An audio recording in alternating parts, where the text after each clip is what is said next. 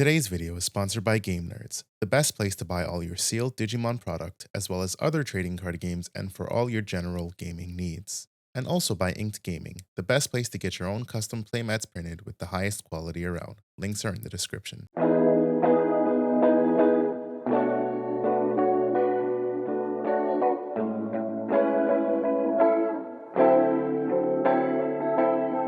What's going on, Tamers? Welcome to DigiPod, the digital podcast, season 3. And Mike is here with us this time. What's up, Mike? Nothing much. I feel like I'll take a minute to explain some of my absence. Yeah, me and Varden made a bet. We thought you wasn't showing up for at least a month or two. No lie. We were like, yo, what kind of guests can we get in here? Maybe we can get Lance in again. Maybe Huang Zero takes your spot. I don't know. We had it planned. Completely. We had guests planned up already, man. Like Dan Bang's gonna fill in for a bit or something. No, so as you guys know, I think a month ago, almost exactly a month ago, I moved into a new place with my girlfriend. Well, unfortunately, ex-girlfriend. Yeah, I found out she broke up with me. Found out she was cheating on me. Whatever. So last week, I kind of moved everything out and was looking for a place to stay. I'm at my sister's crib right now, like a bum. Nah, bro, not like a bum. Nah, I'ma just say, I don't normally like to bad talk nobody, nothing like that. But it is what it is at the end of the day, right? That bitch was trifling hardcore for no reason. Put my mans through the works. All right, y'all hearing it here first. Yeah, it do be like that sometimes. I'm not gonna. We ain't gonna divulge Mike's personal life, but yeah. So yeah, I'm staying at my sister's house. Shout out to Nikki. She just started listening to the podcast actually, so hopefully she listens to this. Hey, tell her to join the Discord. Join the Discord. Subscribe to the YouTube. But staying here, and then I think at the end of September, beginning of October, I'm moving into my own apartment again. So it'll just be me, and not in a bedroom, and my own office again. So oh baby, Mike's about to look all professional, so you know what I mean? And shit. When we do our YouTube videos, they're gonna be live in person battles. Maybe we gotta make it happen. Maybe, who knows? We'll see. Maybe. We'll see about that. Hey, he only lived like 40 minutes away from us, not even from both of us. I close. know. I'll be close. Yo, mans was 2 hours away from me, said, yo, bro, come over. I'm like, fuck you mean come over? Bro, that's my day. I spent a quarter of my day driving to you and driving home. A man can't see his friends every once in a while. Yeah, not 2 hours, man. Shit. We didn't realize how far he was going to be. We thought he was going to be a bit closer than that. Far. For me, I think it was like an hour 45, something like that. I don't remember, but yeah, it was far. Man, short-lived though. Hey guys, I can start coming to locals again. I'm gonna be close. I looked at the drive. This motherfucker still had to drive an hour. I was like, what the fuck about that? It's close. So I made some bad decisions. Whatever. You were goaded into making some bad decisions. I don't necessarily think that was a bad decision.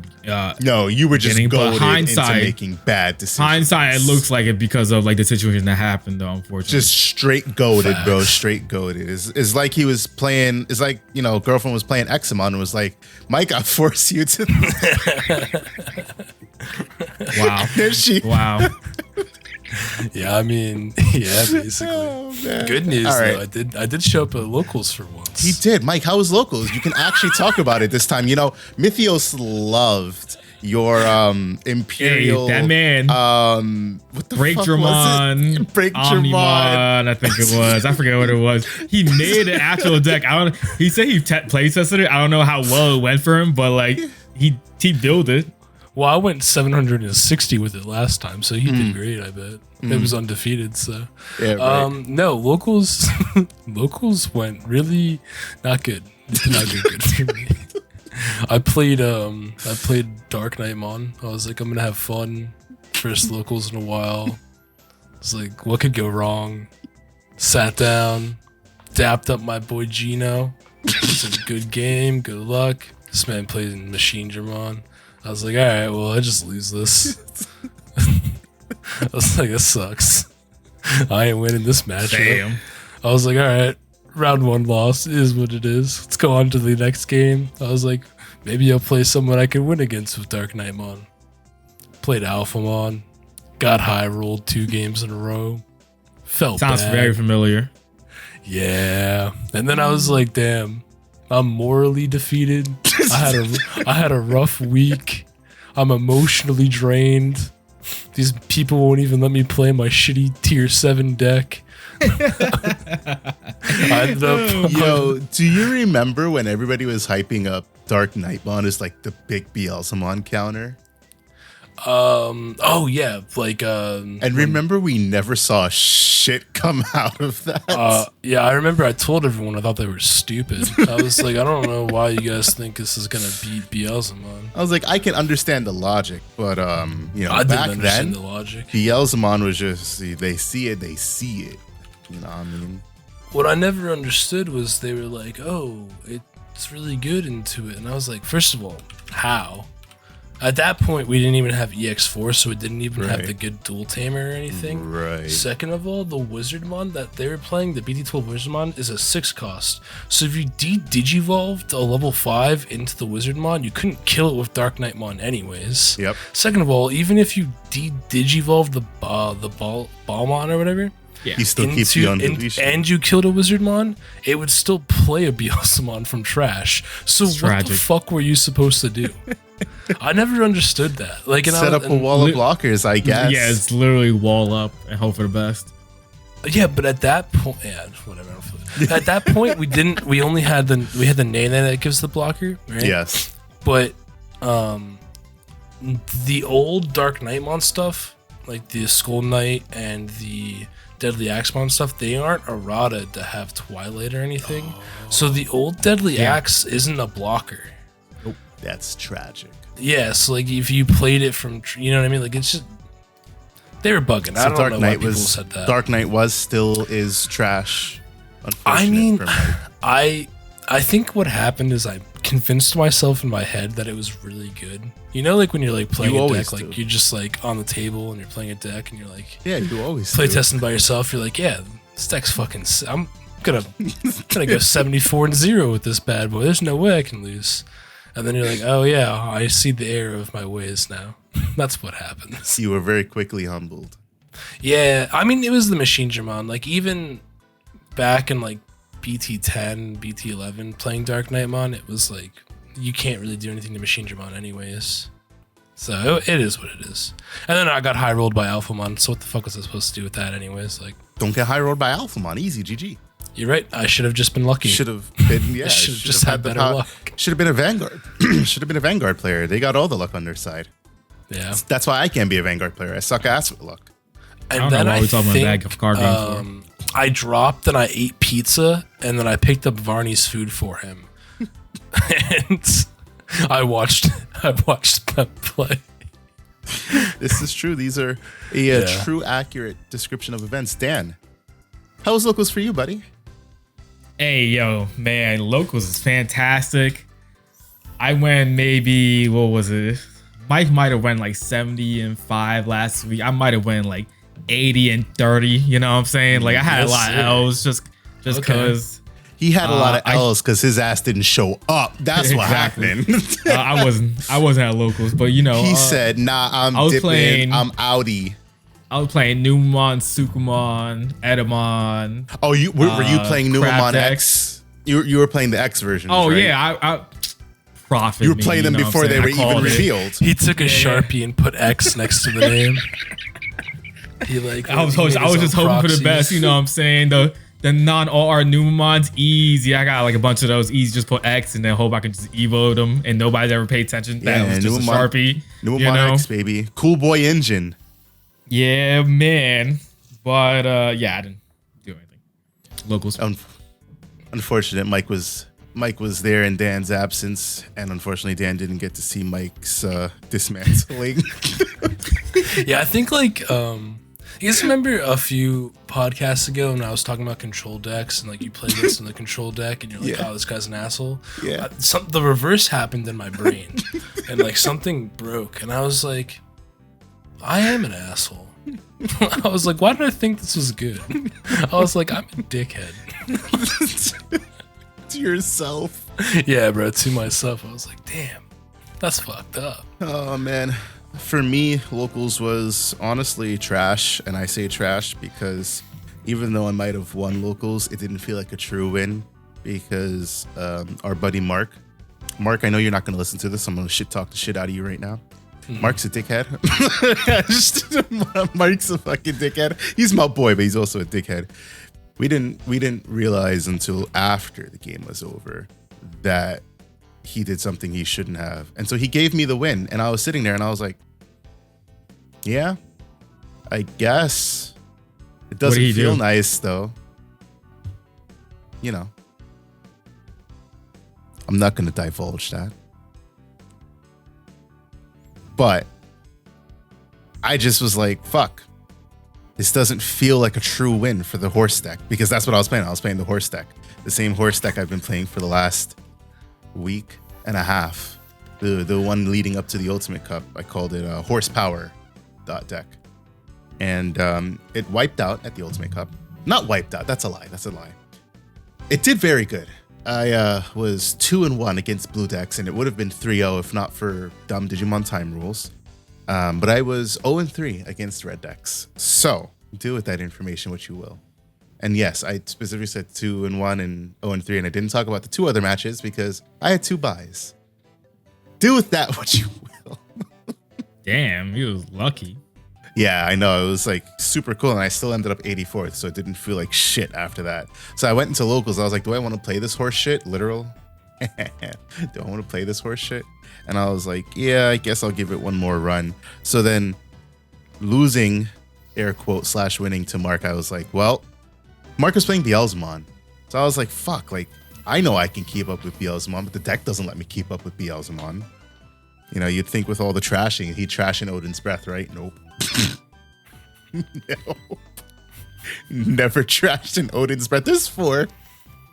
Or at least Samson, maybe. Neither of those fuckers, bro. I have 7 trashable cards from security. None of them were in security. And of course, Mark high rolled the fuck out of me. Straight up. It was like turn it never 3. fails. Death Singer, Wizardmon, Death Singer, Wizardmon. I was like, how much fucking memory can you gain? Son of a bitch. I got so tight. Yeah, that sounds like Mark. It's literally just Mark. It's not even Beelzemon. It's just Mark. He literally has the like heart of the cards from Yu-Gi-Oh on his fucking side. Bro, when it comes to Beelzemon, I swear to God, this man has heart of the cards because it never fails. It never fails. The deck's nerfed. What do you mean you have 20 cards in trash on your turn 3? The funniest part, he was doing that prior to Beelzemon being good. Yep. That's the worst part about it. He high rolls with it so much that sometimes you're like, man, this is fucked up. Like, this is sus. But like, you can't stack your whole fucking deck 37 cards deep. Like, it's just not possible. Like, and obviously he's a good friend, so I know he's not cheating. It's just like, what the fuck? How does he keep pulling it off every fucking time? True. I swear. The funniest part is like he's played like other colored decks like a few times, and it doesn't work. It's like that. only purple decks. It makes no sense. That's why I tell him he's a perfect fit for Millith Loop because I have like middling success with Millith Loop. I guarantee you if he played against Red Hybrid with Millith Loop, he'd fucking gas it out. No shot. I don't know how he'd do it. He probably would. He'd fucking do it. Meanwhile, me, I'm like, damn, I can't. I'm such a bad player. I can't win this matchup. Like, yeah, fucking Mark, you just get those players. Yeah, we're gonna talk about it later. Where you have just certain types of players who just do some wonky shit. And you know what? Fuck it. I'll talk about it right now. I don't give a fuck. Coach, you listen to this, bro. You're that type of player. You high rolled the fuck out of me with your Omnimon deck. If y'all didn't know, because y'all may not have been tuned into week 12 of the Tamers Battle League, Coach won week 12 of the Tamers Battle League. The Tamers Battle League was a round robin format last week because we only had 5 participants. So I decided to round it off at 6, and then do round robin per community suggestion so that we can get a decent amount of rounds, which ended up being 5. That being said, I played against Coach in the first round. I feel like I didn't even have a fucking chance. He put I thought it was the second round. Was it the second round? Ray was the first round. So second round, high rolled the shit out of me. He had fucking Blitz and Crest Garurumon on the board, and it was his turn 3. Or sorry, his turn 2. Turn 3 in general, because he went first, me second, him third. I was like, what the fuck? Like, how am I supposed to respond to this? And then literally, I was like, well, obviously I can't do anything about that. So he digivolves into Ultra S past turn. I did something past turn back. He's like, okay, digivolve into Ultra B. I'm like, son of a... Like, you can't do anything about that shit. And of course, again, nothing in security that helped me. No Odins, no Lonky. Me and Yellow decks. Name a better combo.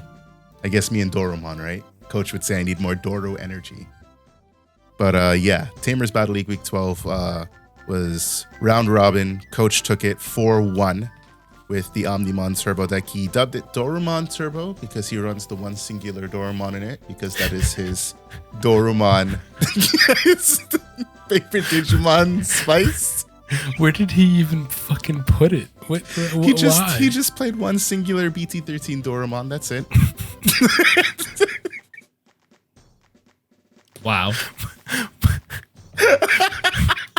Yeah. Why? Yeah, you can look at the deck list. It's available. You know, the one singular I Doromon. gotta catch up on all of it. So that's that. But I don't. The BT13 one. That's just the one with the inheritable, right? Yeah, with the 1K boost. The X antibody. It's just he played it just to play it. Because Just because it's a Doromon, that's why. And hey, you can't argue with him. Motherfucker went 4-1, high rolling everybody. Like, it's like, you know, we probably said this about this deck.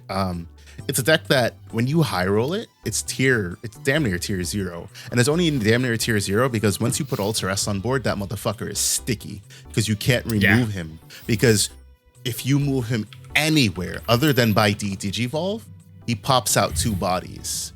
Correct. And that's the 2 type level of 6 thing that, bodies to just redo it again. Exactly. 2 level 6 bodies, and you already run 3 to 4 Ultra S in the deck. So the chance of them just going into another one next turn is very high. So when you high roll with that deck, it's damn near tier 0 because of what it's able to do. But it's obviously not tier 1, 1.5, maybe tier 2. It's probably tier 2 just because its consistency isn't there, and kicking off that combo doesn't always happen. But Coach, that man was playing like a god. He had the god hand. He had what the made that touch deck of really Yggdrasil. good? Is if that? the Kreskaruru and the Blitz Greymon, if they had on play and when did you all? No. Ew. That would have been so That'd be crazy. busted. That'd be pretty That would cool. have been so busted. No, Because like Ultra S dies, those 2 come out, and then on play effects happen. on play Ooh, that'd be DNA cracked. to another So Ultra good. S. Like, no, ew. Yeah, that would have been busted. Ew. I want to talk about Ultra S, but we'll talk about it later for our main topic. I mean, when we get there. You're saying ew, but like if that was like a normal BT set, that's exactly what it would have done. No. Yeah. I don't think any of the new... What is that new that's keyword? exactly what it would have done. The new keyword is... I doubt it. Partition. They made it I don't think did. they'll give any intended DNA sources on plays for partition. Unless they're trying to make it busted. Yeah, that's the point. I wonder... They got a... Varney, bro. They got a movie to sell, bro.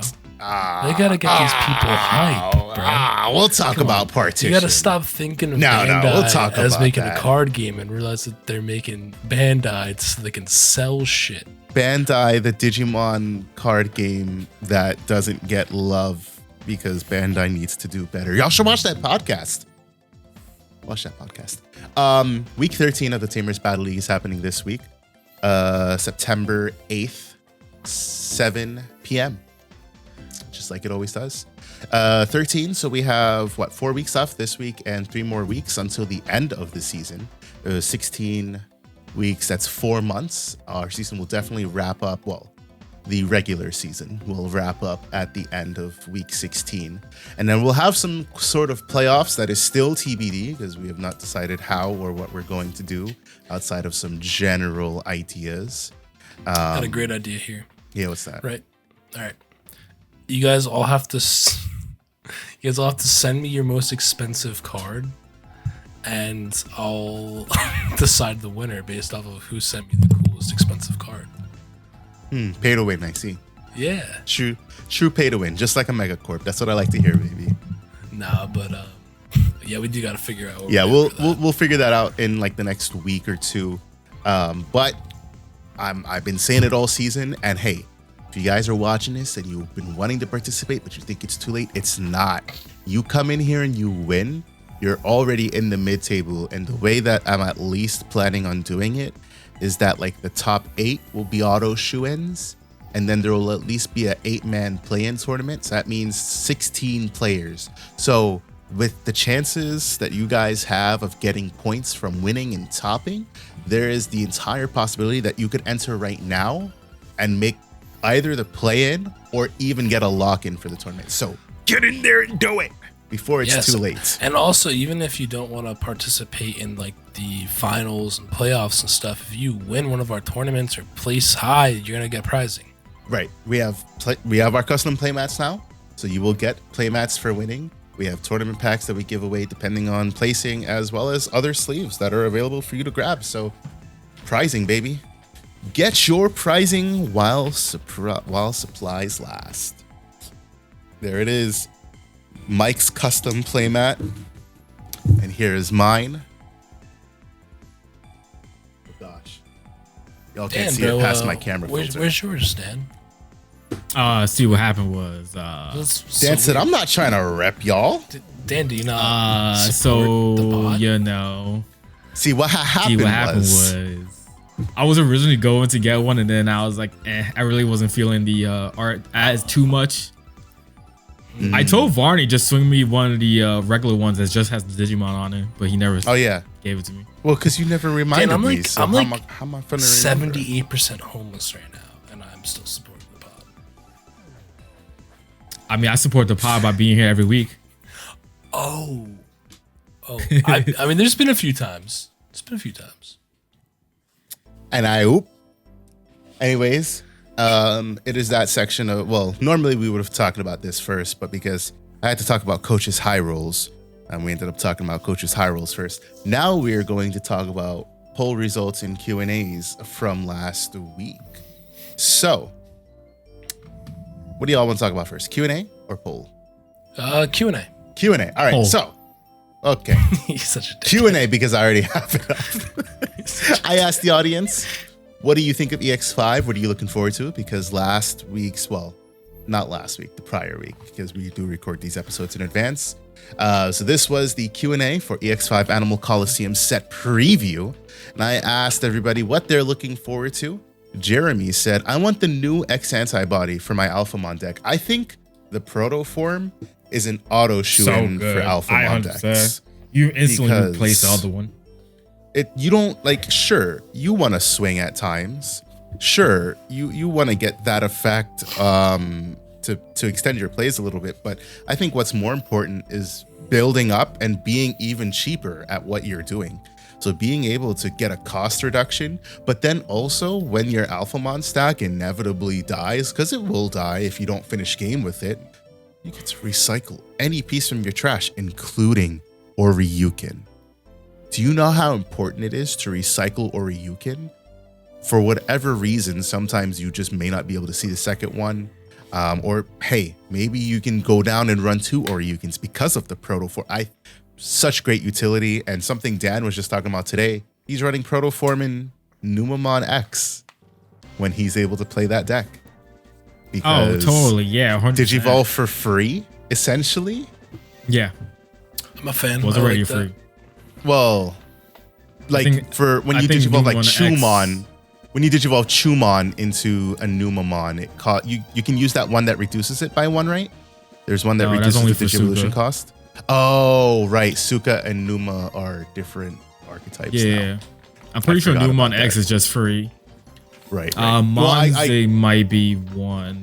Question mark. I don't remember. I have to look it up. Well, either way, I definitely forgot that Numa and Suka are 2 different decks at this point. But with that in mind, I mean, hey, yeah, the Protoform does make, the decks Doru, Gray, Mon play free, and a lot of other stuff. So Protoform, definitely a good add for Alphamon decks and some other decks. ZWF says, I'm very hyped for EX5, looking to build Melga, Leviamon, and of course, Metal Etamon. Additionally, I'm excited to use Dianamon as a top end in some blue decks. I agree with that. Dianamon is... it's weird, right? Like, blue, I think... we kind of talked about this last week, Dan, when we talked about yellow and blue Tamers. We said blue has the best archetype Tamers and yellow has the best generic Tamers, but I also think blue is almost entirely an archetype color, right? Would you guys agree with that? Like, there's not really any decks in blue that aren't really archetypes, not anymore at least. Just you mean because that are not archetypal? Right, not archetypal, yeah. Because I agree, yeah. Every one of them like facilitates something in their own game plan, but not like Mirage, for example. Mirage is really the BT11 Mirage is really good. And if Blue Hybrid didn't have Tommy hit, you'd definitely see Mirage as a top end for Blue Hybrid, because you even saw it in some Blue Hybrid lists back in BT11, BT12, EX4, etc. But like outside of that, like yeah, I think nothing really. So there is generic. cards that aren't archetypal, but they're like trash. Right, they're trash. Like, exactly. So the cards that aren't right? good, like kind of irrelevant. What else? Hexablow. Dog shit. Mike's hurting. Okay, let's be clear. Hexablow could have been a better card. 7 of waiting for Bandai to support It's just, Hexablow. it's so easy to deal with Hexablow. I guess it's an archetype because it has a whole line, I guess you could say. It's still an archetype. Right. But like the effects of it, of what it does, it's not really archetype. It's more generic blue stuff, sword stripping. Right. And so I think like Dianamon definitely is like a super great generic blue SR level 6. Yeah, agreed. To the end that like Marsmon is for red. I just want to say that if Bandai made Hexablow now, they would have made that card so much worse, because I can already see it in my head. They would have made that shit cost 4 to Digivolve. For sure, yeah. Like, they would have made guaranteed. It so much worse. It would have been a 412k. It's just like, Dan may think I'm hating, but it's just like the new Venom Myotismon. It's a 4 cost to Digivolve. Sure, it has an on play when Digivolving and on deletion. All it does is delete a level 5. I got cards in purple that will do that without me Digivolving into a whole ass Venom Myotismon. Like, card cost 4 to Digivolve on top of all that. I'm like, Bro, the whole play of the new Myotismon decks is to get him out for free, which is super easy to do. I don't care if you. Okay, whoop-de-doo. I got him out for free. What does he do now? Nothing. He already deleted a level 5 body. Oh wait, there was nothing for me to delete. There was a level 6 on board. Whoopsie daisy. At that point, you're just losing. I could feel that Dan wanted to smack Varney right there. Anyways, I have a quick question. Go to Dexmon. There you go. Like Dark Knightmon, right? Okay. Why is his X antibody version a mega? But he's the only one that's like that. It's so weird.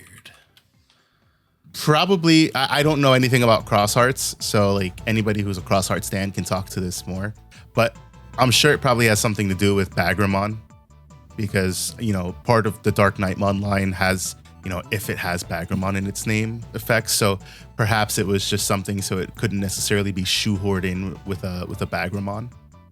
I don't know though. Someone leave me like the lore tips in the comments. Yeah, exactly. If somebody knows the lore, let us know. Is he actually a mega? Is it because of Bagramon? I don't know. I don't watch Crosshearts. I'm Wars. Not sure either. I'm not even sure why. I heard that the manga is really good actually. So maybe I've been seeing a lot of like clips from the manga, and I'm like, damn.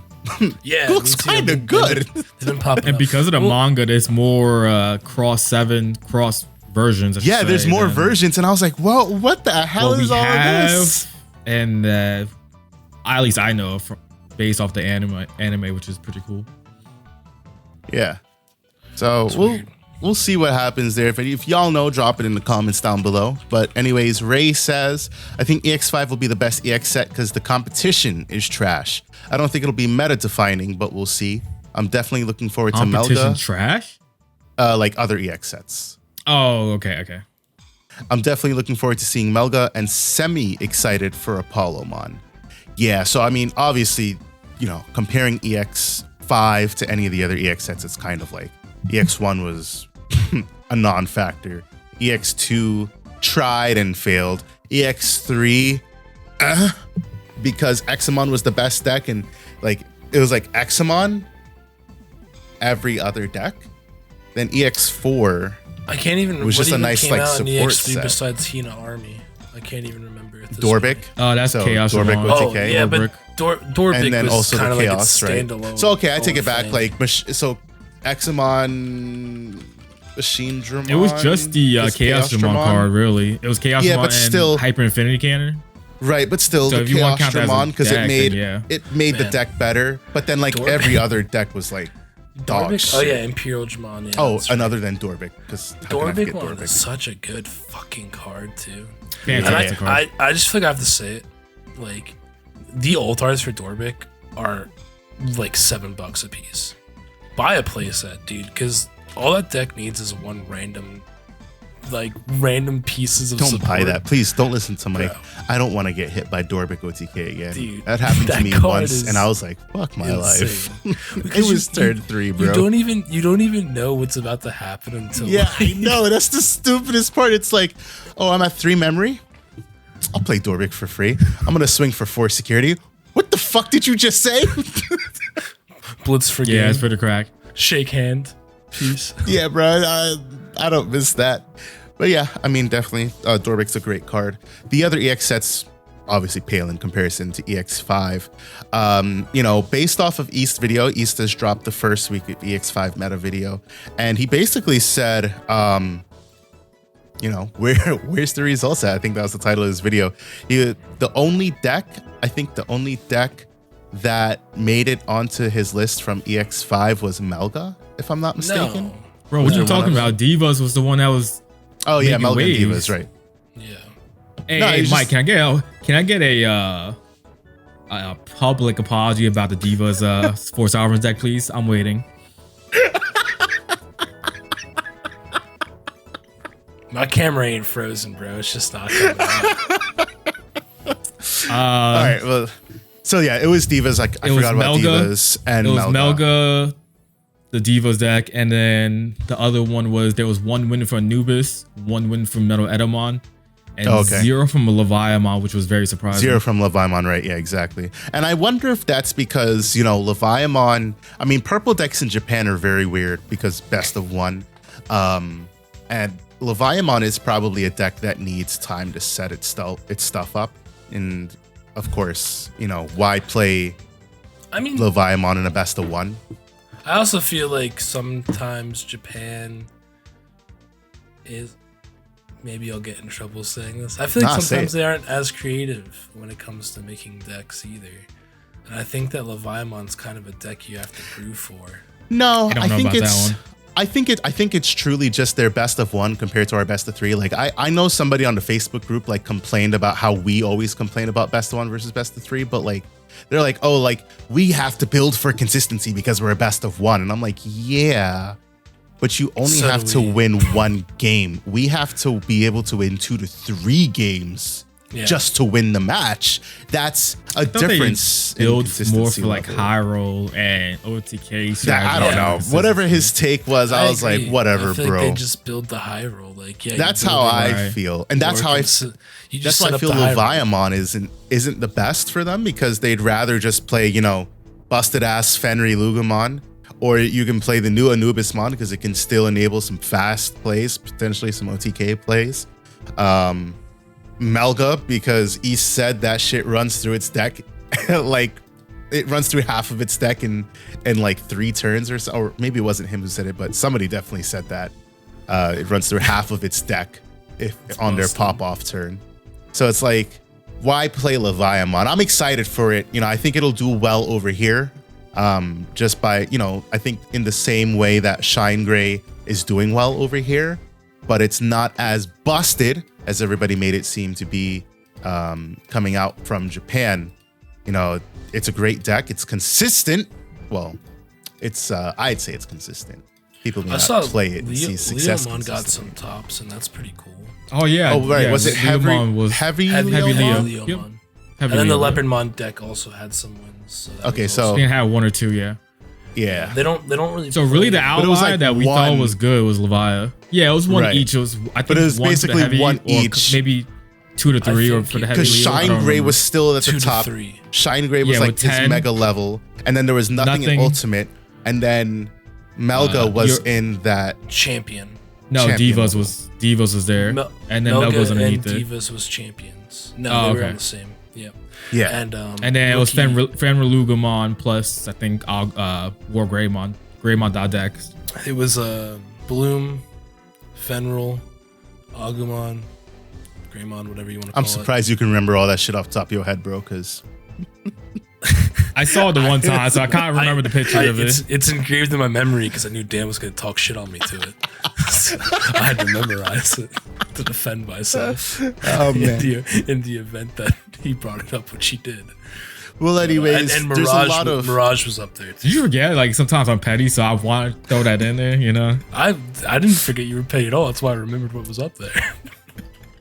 Well, anyways, I definitely, you know, we see a lot of decks with their like 1-2 wins, and for those of you who don't know, the way that East compiles his videos is like each. He uses a combination of like Twitter and Digimon CG Guide and some other sources. Yeah. And he pulls just like the winning deck list. So that's like a deck list that has 1 of locals, but you know, keep in mind obviously best of 1 locals, and they play maybe 3 to 4 rounds. I don't know. Any Japanese format players can speak more to that, but the first week of the format, definitely a funky one. So we have to wait and see how the format actually plays out. Yeah. Go ahead, Mike. Dude, that Leopardmon deck, bro, plays like I remember watching. It was crazy. 10 or 11 ratios was crazy, megas, bro. Yeah, it was like 10 or 11 megas. Because it was 4 leopard, 4 X antibody, 1 leopard mode, and I want to say it was a Bancho Leomon in it. I think it was. Oh, right, because that Bancho Leomon shit is so wild. Yeah, I think it was 2 Bancho Leomons, I think. Yeah, 1 or 2. I just know Bancho was in it for sure. And then he still had room, I think, for a Quartz. I believe so, yeah. It was crazy. Can you imagine just playing out your entire board of shit better than Bloom's able to do, just so that you can digivolve into Quartz and then swing for game because you have like 1,000 bodies on the board? Better than Bloom. No, Bloom it's not going to spit out wins. bodies better. You don't think so? But the cool thing, because he was playing Divas, so you go like Leopardmon or even Leopardmon X. You play a using Diva Leopard and then, as a Diva top end? No. He was playing Divas in his Leopardmon deck. So he would play like 1 of each of the green ones. I think it wasn't. That was it. So if he played 1 effect, you place 1 in the raising. So then the following turn, you're already prepared for another Leopardmon and you pop off. It was pretty cool. It was a really cool idea. That's actually really cool. I can't wait to see the conception of that over here in English. Yeah, that sounds like it's gonna be fun. But that's why I think Dark Masters is gonna be better than what people are giving it credit. Fuck that deck. On to what Chrome has said. Oh my god. I am ready for all that sweet, sweet Melga support. I am so keen to build a deck. You and me both, Chrome. Surprisingly, for some reason, I'm looking forward to building this new Blurple Melga deck. I got lots of max rarity Melga stuff, but nah, baby, we're only going the purple route. We're gonna play some real nice purple shit in this one. He's copying me already. How do you know you didn't copy me, Dan? Just like horsepower.deck. How did I copy horsepower when I didn't even touch horsepower yet? I don't know, but I know you copied it. You net decked me. Oh yeah, totally, 100%. I asked the audience a simple poll, a very simple poll. Do you think EX5 will be the first truly meta-defining EX set in Digimon? 14 votes. 9 said yes, 5 said no. I'm interested to hear the thoughts on why People, I'm interested to hear both sides. Don't leave. I mean, you can leave it in the comments if you want. But obviously, this is an old episode, so I won't try to make you guys regurgitate that. But I think in terms of power level, this is the most powerful EX set ever, and that's not a very high bar to beat because again, 5 EX sets. But I think there's just obviously everything will be a little bit biased now because the results are coming out in Japan, but I just think there's so much shit in here compared to previous. Like previously we got a bunch of new decks and now we've gotten like new decks and support. So it's like, it's a combination and of the both. support is really good too. Right. Like Melga, for example. Granted, you can consider Melga a new deck just because you're going to be playing everything I think he said there was 3 different ways to build Melga now, right? There was a blue, purple, and I guess blue-purple way. So yeah, for sure. None of the wrong way, and it's just what you end up wanting it to be.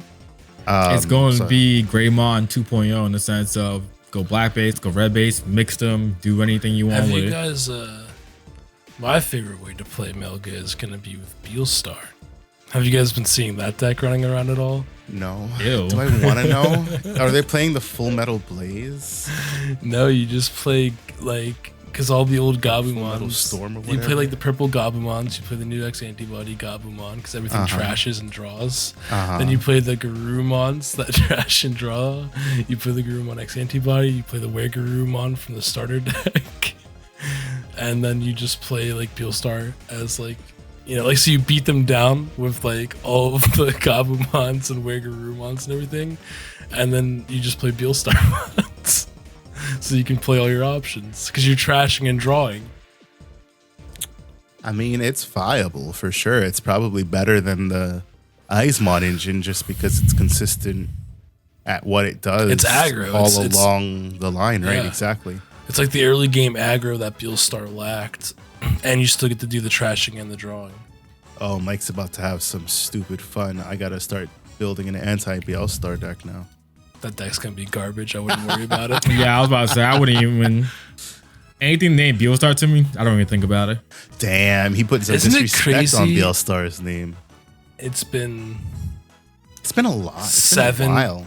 7 main sets. I'm counting BT14. Right. No, 8 main sets because Beelstar was BT6. Yes. It'll be 8 main sets without any direct Beelstar support. I mean, you can count now. That's a lie because the starter. The decks advanced with starter Roaring deck, Shock. but The Advanced Star deck had Beelstar. Yeah, that's a lie. But you can, play the you can new- you don't play definitely that one. say that they're conscientious of Beelstar because they will 100%. not print 7 That cost options anymore. Maybe an interesting topic for next week. Cards that changed the way Bandai made cards. Let me write that down now so I don't forget. That's an interest because they literally forced the entire game design to make like 8 cost options that reduce by 1. 8, you know what I mean? Random shit. And it's like that. archetype and stuff, yeah. Yeah. And it's not like you can just ban. I'm not going to talk about it. We got to save that one for next week. So that's a good topic. Y'all heard it here first. Y'all know what to look forward to next week.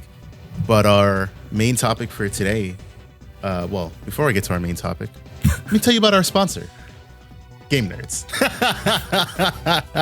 So with Reprint Booster coming out and the starter decks coming out, I believe Reprint Booster is due out on the 22nd of this month. So a little over 2 weeks.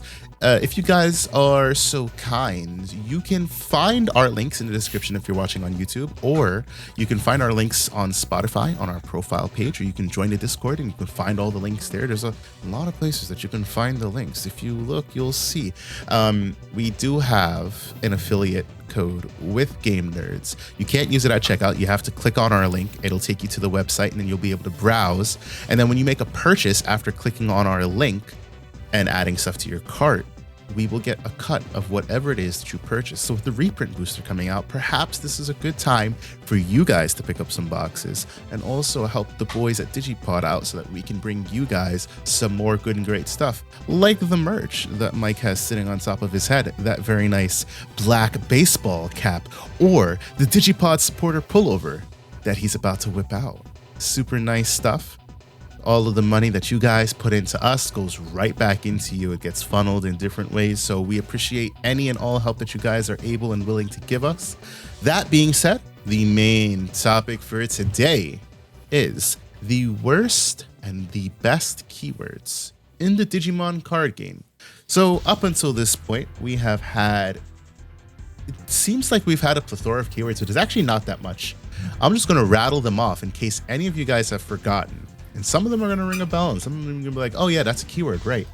Security attack, reboot jamming, piercing decoy blocker, armor purge, digisorption or download for our JP players, digiburst, retaliation or vengeance, blitz, rush, alliance, evade, partition, raid, save and material save, mind link, indomitable, which we are getting regrettably as fortitude, recover is a keyword, and delay. So it's weird that recover is a keyword. It is a keyword. Didn't realize it was a keyword, but it is a keyword because, it's kind of a mechanic, right? So, just general thoughts, what out of that list, let's start with Dan because Dan's the farthest most on my right. What's the worst keyword in the Digimon card game right now?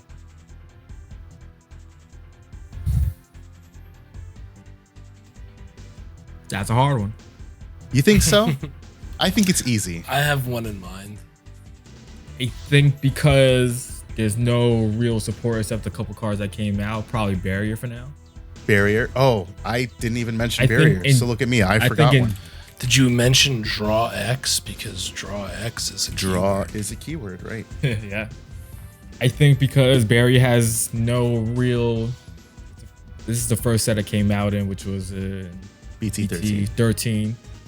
So there's nothing to benefit off of trashing as much of your security like we're seeing in future sets. And I think future sets, Kentora's deck, whatever, will be way better and actually way more viable than it is currently. Also Magnadramon.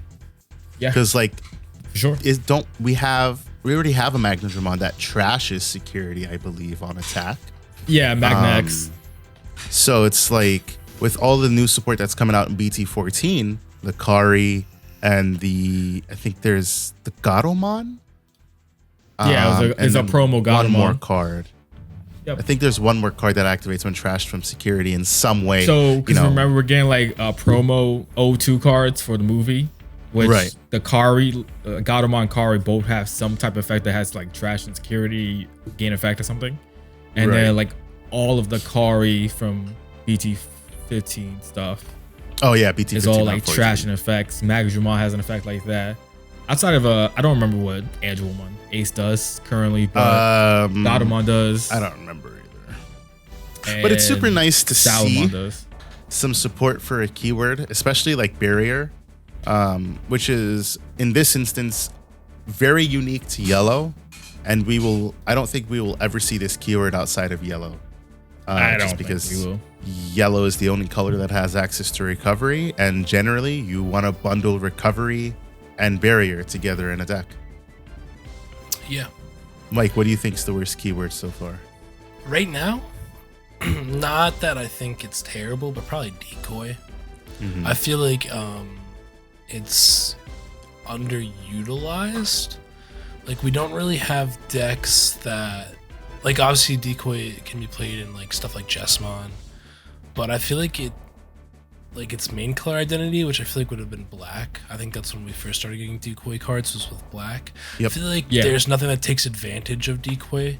If there was a card that said Decoy, and then when this card is deleted, do something, gain memory, stuff OG like that. BT6 Mamemon? Yeah, I was about to say, that Mamemon does have... If we had more cards like that, I think that Decoy would have been a better mechanic. I don't think it's a bad mechanic. It is really good, and what it does. The idea of it is really good, but the conception is horrible. I would agree, and I would say Decoy is the worst mechanic. And I'll say it from this perspective. When I saw Decoy on Ryutamon as an inheritable, I was like, oh, this is fantastic. I can combo this with Oryumon, and this is going to be really good. But then there the ruling came out that if your Digimon isn't deleted, if you don't delete the Digimon that has decoy, you can't prevent the deletion. I was like, well, what the fuck is the point of decoy then? Like, I understand that, like, that would make it. Wait, would it make it that one more busted? So, like, if you have Ryudomon in a stack with Oriumon, and Oriumon has his protection that prevents him from being deleted by effects, if you use decoy on that Oriumon, and you don't delete the Oriumon, you have to delete the original Digimon that was being targeted. Oh, I got what you're saying. And like, I understand why, because perhaps if that wasn't the case, decoy would be busted. But I think that just makes it so bad, because the inception of putting decoy on things, then why the hell would I want to have decoy on Ryudomon as an inheritable? Because I'm never deleting a level 4 unless I'm trying to save a level 6. And even then, damn, I'm giving up a whole level 3 and level 4 to save a level 6 compared to something like Sister Mont Blanc, which has decoy. And so I was like, okay, well, screw it. Bye, Sister Mont Blanc. You're just a level 3 that I hard played anyways. You're out of here. For Mamemon? You hard play it and you're playing for free exactly. usually. Mamemon's another problem. He's a 7 cost ultimate. So unless you digivolve all the way up and you want to get your stuff in trash, there's no reason that you actually want to activate decoy on your Mamemon, because you're giving up an ultimate. No, I will retort to that one, because of the deck it's meant to be for, which is the Mamemon deck. You're playing it for free most times anyways. You never want to digivolve that card at all. Sure. But like, generally, if you end up digivolving it, you have to give up your entire stack because decoy, like. Well, again, I understand. At that point, with that card, you're going to digivolve into like the Mega. You're not going to care about it. Yeah, right. But we're not talking about that. We're just talking about the inception of decoy and what makes. I get what you're saying. Why won't that Mamemon? Like, I love that card. It can't see more utility, because why play that over anything else? Like, you'll play it in a Mamemon deck because it's good in a Mamemon deck for sure. Outside of that, you're probably not going to touch Mamemon. And I think for decoy, the best time we're going to see it actually being used in a good way is Commandramon, D-Brigade. Yes. Yep. Because did we get the decoy Commandramon already, or is that BT14? We got the decoy Commandramon. Right. And I think that's when we're going to see decoy be really good. But it's also about what the rest of the line facilitates. Exactly. Which giving decoy and protecting your Brigadramon or a Darkdramon in clutch situations, it's super good. Use it as a body like that. It's an amazing way to use decoy, in my opinion, for something like that. And it can prevent like your Digimon getting deleted in a board wipe too, right? So they like correct. Board wipe, you decoy, and you can save one of your Digimon. And that's why that's really good in Commandramon specifically, because it helps you get around the Death X play, where they Death X you, and then you can decoy your main dude to keep him on the field. And I was about to say, and that's probably why like the other deck that was able to use decoy decently was Diaboromon, because you were able to allow your tokens to be decoys and save your Diaboromon stack and be able to just recur more tokens eventually. Yeah, decoys really like that deck doesn't have support, so. isn't. Yeah, like I said, not yet. I think we have a promo. I think it's a really good mechanic. It's just not utilized properly. And I think Bandai kind of saw that, and that's how we ended up with Indomitable/Fortitude, which is just kind of like it's not decoy, but when your stack gets deleted, it just replays itself. And I think that's kind of better in a way. But also, I think it was just Bandai making a new keyword to make a new keyword. Well, there's also like the instance of the BT14 Commandramon that has the inheritable when this Digimon would leave the battle area other than by your effect. It's essentially decoy without being decoy. You get to delete one of your other Digimon to prevent that Digimon from leaving play. It's literally decoy without being named the decoy keyword for whatever reason.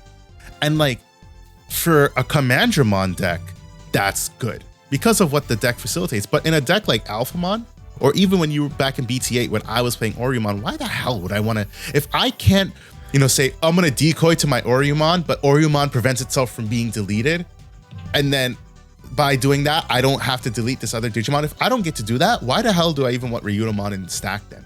He serves me no purpose in the stack, because there's no way in hell I'm going to use Ryudomon to build up and then delete my Oriumon to protect whatever the fuck else is on my board. So Agreed. Now, especially when a deck like that became such a strong OTK type of deck, like you really didn't even need it. Mm-hmm. Yeah, facts. Now, what do you guys think is the best? Wait, we didn't get Varney. Well, Varney thinks it's the worst. Oh no, decoy. 110% for me. I'm actually there was no shot on that for me. Say what was the best, and then we can pass it over to Dan. You want to know what my best keyword is? Recover, baby. I didn't have to think twice about it. Recover. I mean, what better? What is there? What card? Well, not sure. There's other really good keywords, but recover, deal damage. Well, I'll recover. I'm just like, now I put you one step back from winning the game. Soy boy answer. A soy boy answer, you say? Well then, Michael, can I interest you in Ophanimon? Is it Ophanimon? No, I think it's Racielmon.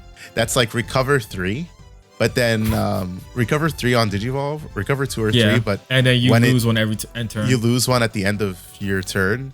So it's like, there's a reason that we don't get cards that recover more than one, because obviously recovery is. I mean, look at Jet Sylphie. Jet Sylphie died for our sins, right?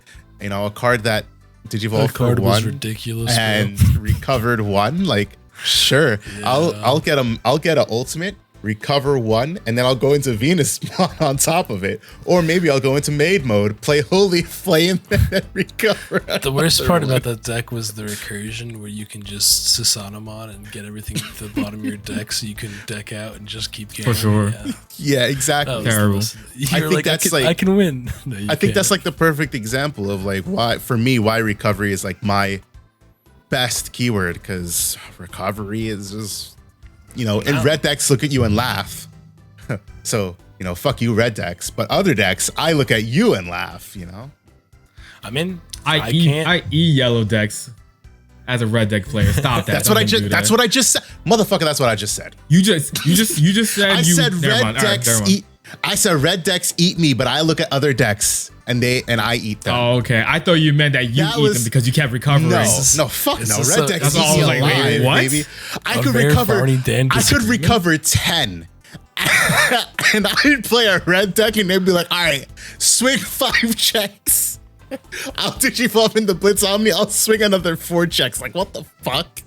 Fucking red decks were the bane of my existence. Ragnar Lordmon, I'll never forget that Ultimate Cup where I played against a Ragnar deck, bro. I had recovered up to like 7 or 8.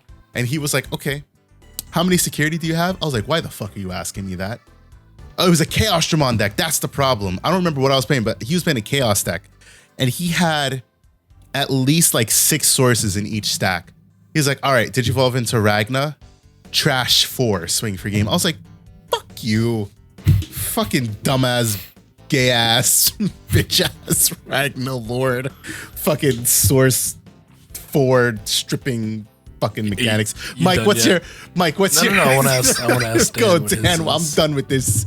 I'm done getting enraged by Ragnar. Dan, what's your favorite or what you think is the best? I know what Mike's answer is going to be, and I kind of agree, so that's why I'm going to use a different word. Sec attack. 100%. Being able to stack them bad boys and just watch your opponent cry. Dan means sec attack plus. Yeah. Sec attack plus, of course. I think other one is Blitz. To me, Blitz is super that was fantastic card. I think exactly it was game changing. Having that Omni Blitz for red and blue decks was one of the best cards ever made. Yeah, 100%. I would definitely say that. I think that's a card that will never get power crept unless they make another level 7 that does way more. Unless they make a Blitz Omni, like an Omni that blitzes and trashes or something. Omnimon Alter, Omnimon X. Well, but you have to set up the situation to do it. You need Omni to do it though. But that card is so good. We don't refer to Omnimon as BT5 Omni. We refer to it as Blitz Omni. Yep, exactly. Right, exactly. Yep. Yeah. So those are my 2. Being able to just have that extra swing when you potentially have games, especially since that card lets you unsuspend. But Blitz by itself is very good. Being able to Blitz is definitely normal Blitz. Good. Let's put normal Blitz for not unsuspend with Omnimon. Being able to do stuff and then Digivolve and knowing you still can swing at the end of your turn is a really cool effect. Marsmon is the perfect example of that. Yeah. Because Marsmon has Blitz on Digivolve, and it also has Raid, And Raid. Yeah. which is disgustingly good. And sec attack +1 because, you know, one swing, you could take out 5 checks or something. It's just a beautiful, beautiful feeling.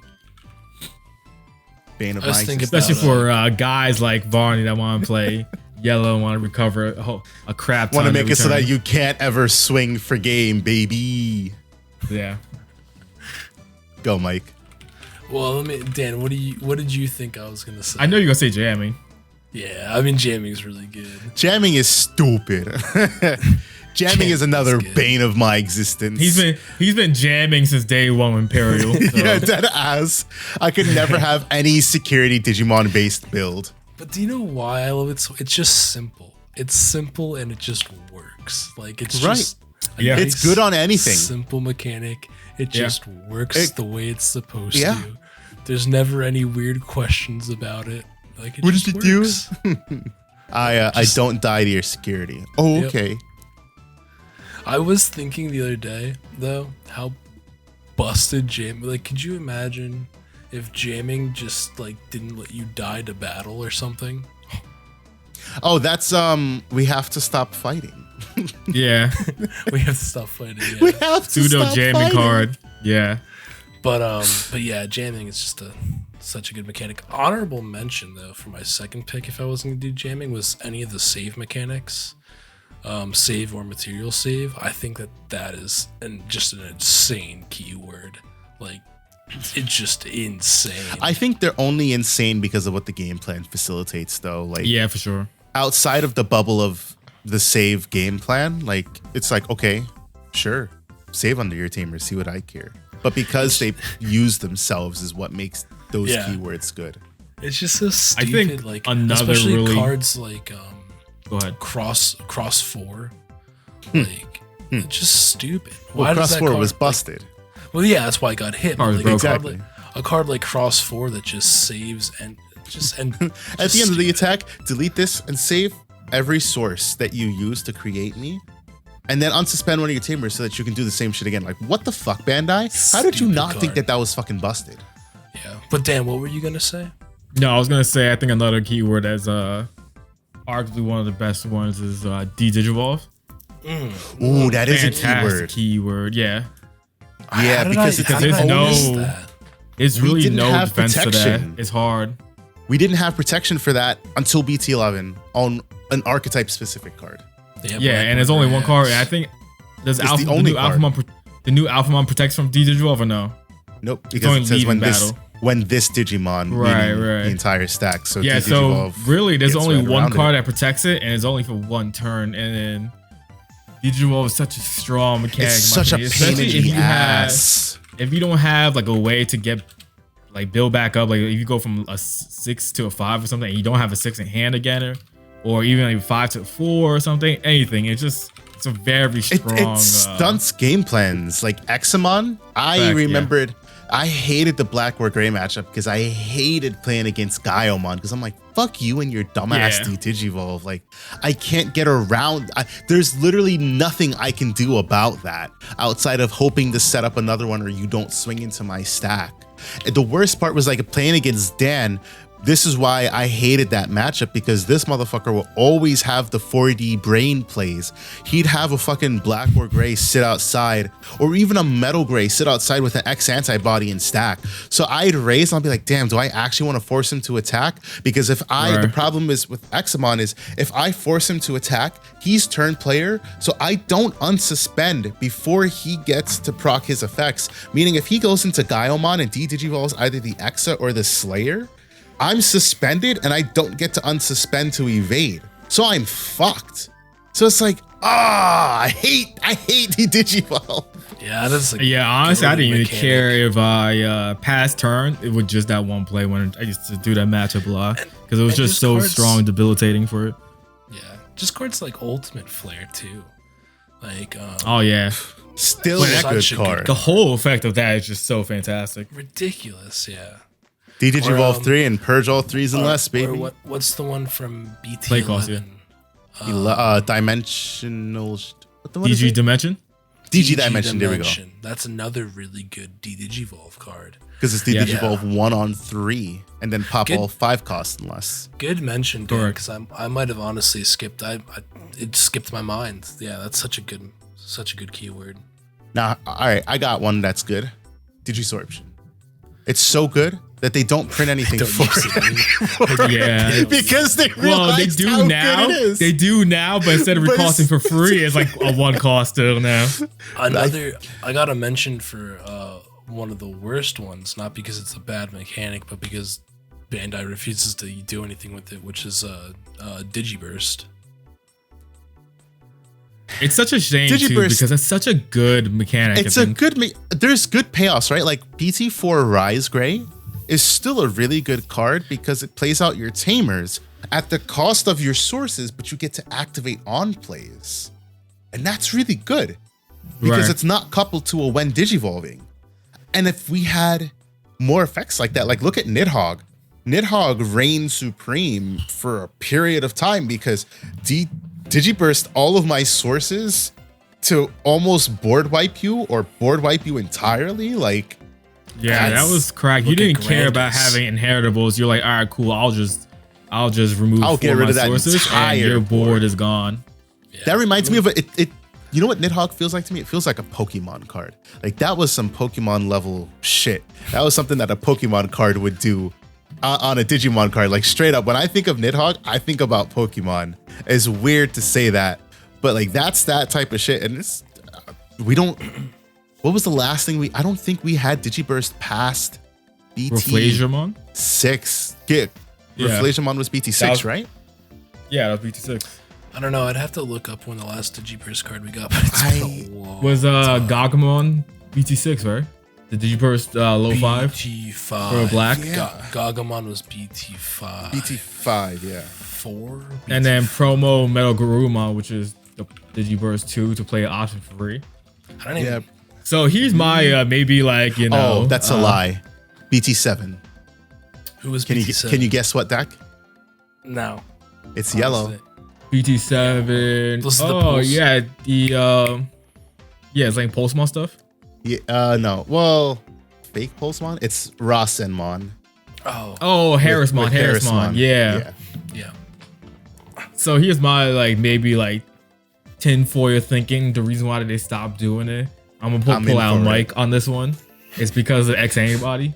Tinfoil. Because you could imagine you have a deck that can Digiburst, right? And you have X Antibodies, so you have 2 3s, 2 4s, 2 5s, and your level 6 is the one that's doing the Digibursting effects. That'd be kind of cracked. I don't think we kind of could see it. So like promo Black or Greymon is a Digiburst card. We can see, me personally, as someone who plays the promo Black or Greymon OTK deck, it's kind of cracked having DNA with you have an egg on both. Let's say you have the most maximal sources, right? You have an egg on both sources. You have 2 rookies with double Agumon and Agu X. Then you have a Greymon X on both of them. You DNA Chimeramon, and then you Black or Greymon. That's a lot of sources, like because you're able to have free evos. Like it's kind of crowded when you think about it, and then you just Digiburst it all and just kill your opponent. You know what I'm saying? So I feel like they might have chilled on Digiburst because of X Antibody stuff, possibly, potentially. Who knows? I don't know. I don't think you're wrong on that either because it's like a Grandis, like you know what I mean? Yeah. Like I think you're the Grand Kawagumon promo. Yeah. I think you're hitting the nail on the head with that one. Actually, it's fixed really easily.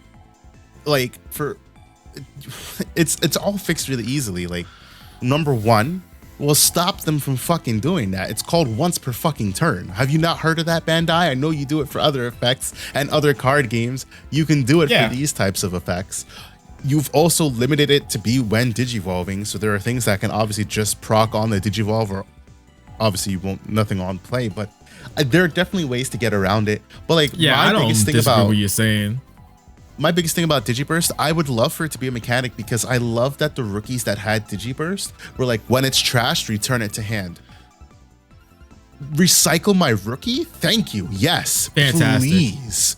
I will gratefully take that. I would love a lot more decks to have Digiburst just so that we could return rookies to hand. Like I would totally play some Digiburst if I got to have this kind of utility. But like, obviously, you know, you give up an inheritable, but sometimes with certain decks, just being able to see a rookie again is super powerful. I think there's a lot Bandai could do to fix it, and I think they're that's on it. A mechanic keyword that like any color can use. You know, like yes, like we mentioned about color barrier locked by any means. Barrier can't really be used in any other color, realistically, in my opinion. Will they? Maybe, who knows? But like, in my opinion, I don't think that's something that should be in any other color because of no recovery. It's a yellow identity, yeah. And I think currently Decoy is only in black. You can quote me on that or not. I don't remember. Sistermons. Yeah, Sistermons. What else has Decoy? Sistermon. Yeah. I blanked on that one. Technically, but that was only one deck, really, which is just one. Yeah. And retaliation is only purple effect. Retaliation is a fantastic keyword. Love it. I love retaliation. You're always afraid of your, especially if you know your opponent has cards with retaliation and is on board already. Something you're like afraid to do certain thing because it's like, all right, they don't care. They just suicide themselves. They're taking you out with them. Yep. You want to talk? All right. So we talked about like our favorite mechanics. Let's talk about some actually like legitimately good mechanics. Legitimately good. Evade. Like it's questionable to say, but evade makes it obviously depends on the deck. But like you think about All Force, because that's obviously Xmon, but when I think about evade, I think about dumbass gay ass All Force. And the reason I say dumbass gay ass All Force is because when I think about certified hater. When I think about I'll just play something and I'll delete this All Force X that just so happens to have evade, and then All Force X suspends, and then it procs its own effect to unsuspend, and then it bounces shit. So like Xamon, for example, when that evades, you get to, what is it? You unsuspend yourself and you suspend something else. Cool. Slayer Dramon, when it evades, just an unsuspend. All Force X. Unsuspend and bounce some shit and gain some memory from Rena, because that's all turns as well. You know what? No, the memory gain is not all turns. Oh, that's not? Okay. I hate evade. The rest of her effects are. Because Imperial should have evade and it doesn't. I don't think Imperial should have evade. I think it deserves evade. You have jamming. That's enough. First of all, you have jamming and piercing and suspended Digimon on Digivolve. I don't think you should have evade. I don't even want you to get partition. Let's talk about partition. I don't want you to get partition. I already have PTSD about dumbass gay ass Pyodramons. No. Here's why. Then partition, you get to play out those stupid little XVmon and Stingmon sources and then just DNA to another fucking dumbass gay ass Pyodramon. Well, you know, the deck deserves it. No, it deserves it. I hate Imperial. I don't hate it. Hey, yo, can we talk about real quick what happened to this man Barney's voice? Like, no, we don't like it. No, I think I'm just curious to see. Evade works in the decks that it has. Like, yeah, I think they did evade perfect. Yeah, they like in those type of decks. It's like, not I think busted. Xamon is perfect. Honestly, it's and just the way a they did really it for good U-Force, mechanic. Pretty perfect. And then Mirajos has evade too. Oh right, so the new one, right? BT13. The new one I think has it, which is BT13 just does solid things. Feels like evade also is only a blue. Evade is only a blue. Well, mechanic. I would definitely say that just because blue was really the only color that unsuspends at will. You know, red decks have to work to unsuspend, and that's why I don't think blue should have access to security attack as a keyword. Well, unfortunately for you, it does. So I know, and I hate it. And you really think about any deck can with those the card with the blue with the fucking plugins, yeah. Plugins, there you go. Offensive plugin. Which is why I hated when an Imperial player would be like, yeah, I'll Digivolve into Pyodramon, then I'll play offensive plugin, and I have jamming, and I'm like, who did that to you? Oh, it's happened to me in the past for I've sure. never seen that happen before. As I played so many Imperials. Not BT8. I think it was like BT9 and BT10. Probably more. Oh, someone was hitting you. Someone was just hitting you with the sauce. It wasn't consistent enough. I tried to do it. The issue is that usually when you Pyogemon, you're already at like 0 memory or something. So like you have to take an extra turn to set up. But like I tried it, but I don't know. Yeah, I hated when they had enough memory to do it because I was like, fuck you and your 4 swings with jamming. Now running a red tamer and lightning joust, now that harkening back to the Gobblebon days, right? The Pepsi package is what it's called. Yeah, for sure. It's just back to partition, right? I think it depends on who has it. Like, I think it'll be fine if Pyogemon has it, and also Imperial. I feel like it won't feel as strong because you want to like so far current Imperial decks, right? You want to get like a swing off or 2 with your Pyogemon and then go into Imperial immediately if possible. So like if Imperial doesn't have partition, then I feel like it's kind of like like depending on how they word it. As long as maybe Pyogemon has it as an inheritable also, like one of those ways. So like as long as the Imperial dies, you still get those sources back out. I'm interested to see how they do it. I'd also like obviously we're probably gonna end up with a new Davis Tamer, a new Ken Tamer, stuff like that. I'm just interested because I would like them like right now. The way they did Imperial and BT12 was weird because I felt like they went a different route with the top end. Like and even the Pyogemon, none of it was really cohesive. Sources.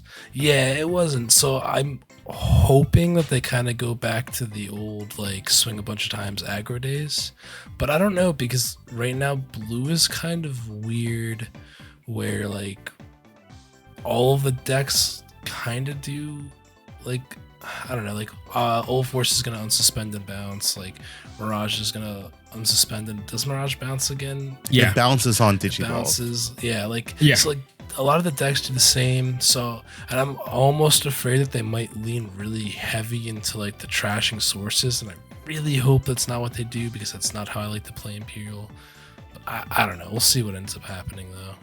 But if they make it more cohesive, I'm sure you'd get on board. I think the bigger problem is the fact that they released that line, and frankly, Dino B is the better of the two. That Dino B is insanely good, amazing. And Pyogemon is trash. And obviously, Pyogemon is the mainer of the two Digi-evolutions. So it's like, the that's one, trash. in my opinion. You already said your gripes with the new fighter mode, which doesn't facilitate itself at all. Unless the dragon mode is good, but the fighter mode is... it doesn't, like I said, it doesn't facilitate itself. So it's like it's an incohesive line. So I think if they give you a cohesive line, you'll be on board with it regardless of what. I just think they shunned you with this like they hurt my feelings. Half-assed Imperial line. But if you guys want to see what my current Imperial lists look like, check out the YouTube channel. Check out my Imperial deck profile. You know. And then the XVMon Stingmon are kind of like really good in the sense that when you DNA gain the memory, which is like super good, but like very good. That Pyogemon, like you said, it's weird with the source stripping and stuff and whatever else it is. I don't remember at the moment, but yeah. Because the Dino B doesn't even do anything remotely similar. I think it's because each time they drop both, so like the starter decks, Pyogemon was way busted compared to Pyogemon. Like nobody really wanted the not reverse. The Dino B, you mean? The Pyogemon was way more busted and Dino B's kind of like meh. At least this time they're like, all right, let's make a good Dino B versus maybe a AOK. That old Dino B was Pyogemon. Good. It just wasn't. It didn't facilitate the game plan that Pyogemon did, but it was a nice thing because back in BT8 where things were just a little bit slower. Hey, look, they rather go with Chimeramon sometimes. Chimeramon was sometimes to alter DNA at times. Chimeramon is good for sure. Yeah, I mean, I don't know. The old pile, like for me right now, it's hard to like. I have to see what Bandai releases because like that BT8 or not BT8, the starter deck Pyogemon. I said BT8 because that's when it came out, but the starter deck Pyogemon, like that is like my idea of like what a good Imperial card is, right? Like DNA, you bounce like a level 4. Bounce a blocker because let's have every deck have access to getting rid of blockers. Bottom deck. Let's have every deck be able to get rid of the one thing that prevents decks from doing what they want to do. So I'm interested. Like in my head, like that is my ideal card. Like that's what I think of when I think of Imperial. Like I don't even think of Imperial. I think of Pyogemon. Like that card is perfectly designed in my opinion. We Pyogemon stands out here. Yeah, I fucking love that card. But Another keyword Speaking- done well. Oh, go ahead, Dan. I was gonna say like the not that it's underutilized in a sense, but it's fallen off, especially from like the beginning of the game. Blocker, like cards are blocker because there's so many ways of just removing. Because they stuff, put too much And- removal into the fucking game. which is I think is fine. I don't think that's that bad really, but because there's so much removal, because there's so many ways to just get around blocker, and the way blocker was used back then was such a you got Evo for 2. Usually it's like a play cost of 5 or 6, and it's a champion. It's now you're like mega. Like what they started to do with blocker, I feel like is really good, and maybe that's what they should do moving forward. Other key effects maybe is have it on like ways you can like when Digivolve a game blocker for a turn or something, like the way we've been getting like, or like the tie right for Greymon decks. Every turn you could give something blocker. Hey, what if like you can get a tamer for I don't know, Commandramon that can give a decoy whenever they feel like it. You know what I'm saying? I think that would make certain keywords like those that underutilized cards that are like the only deck that uses blocker very well is Machine Jamon just because of the nature of the deck. Because it can't fucking be deleted. Exactly. So Which is my entire problem with the blocker keyword. I have blocker, but I can be deleted. Ooh. Well, So, I yeah. guess I won't get to defend myself against your onslaught. I think blocker So, yeah, was just always because of that. better. Like when you could like the BT5 when we got the 1-cost Evo blockers and stuff, like the Sealmons and stuff like that. yeah. Like I always thought like that was like when blocker was But good. then they because- became like weaker too. So there was certain effects that were like that had that threshold. And I was Pyogemon. like, all right, I'm gonna kill them. Yeah. But Literally, like, that's the bane of- Pyogemon was getting rid of any of them because it was 6K, wasn't it? Py was Yeah. 6K. But that's So like that's my Mechanor was going issue. by. But that's my issue. I'm like, there are cards that literally like just blockers got power crept the hell out. By the time BT9 rolled around, what do you do in the face of a blocker? Well, if you're Grandis, you suspend it. If you're Alphamon, you delete it. If you're War Gray, I Delete. think you pop it on the way up, right? Yeah, you just delete it. You delete Delete. it. If Delete. you You are what other de-digivolve X it. decks?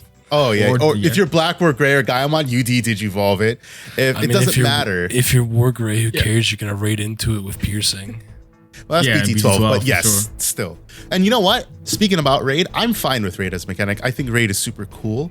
Great I effect. actually like Raid a lot. I think they just need to watch what they give it to and how it's done. Obviously, because English player base will never know. But Japanese players, I'm sure they'll speak very horribly of it. Greymon X cost reduction with that BT12 War Gray was just super good. Digivolve for 1 and then Digivolve for 3. Mind you, you probably gain the memory off of the tie and the Cool Boys.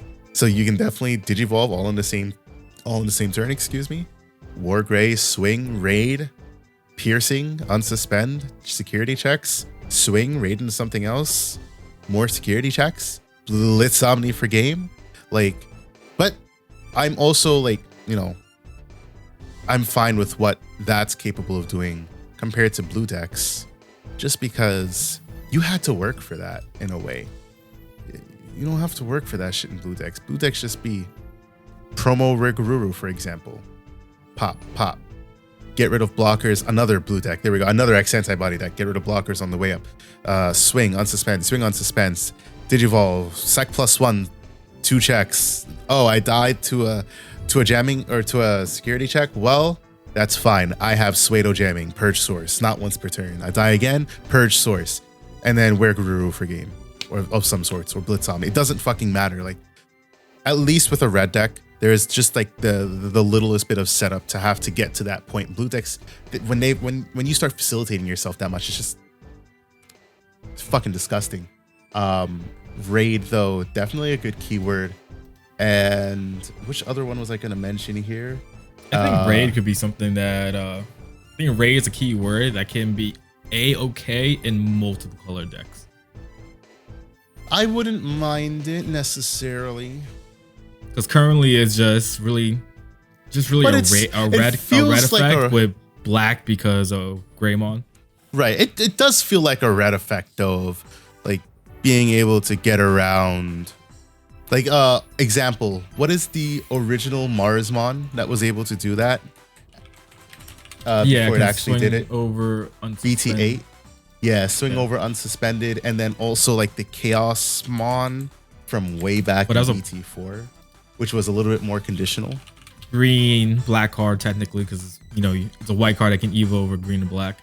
Right. I think seeing what Chaosmon was capable of doing, I'm fine with it staying a red identity.